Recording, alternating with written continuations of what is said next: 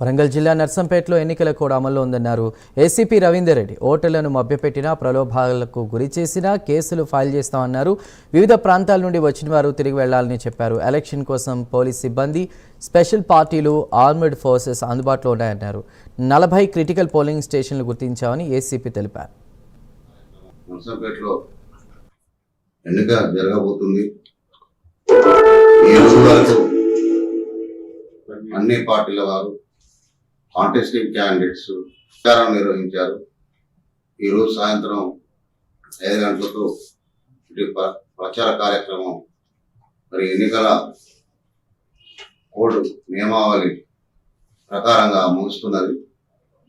కాబట్టి ఓటర్లకు, కాంటెస్టింగ్ క్యాండిడేట్లకు, రాజకీయ నాయకులకి విజ్ఞప్తి చేయమనగా కాండక్ట్ రూల్స్ అమల్లో ఉన్నవి.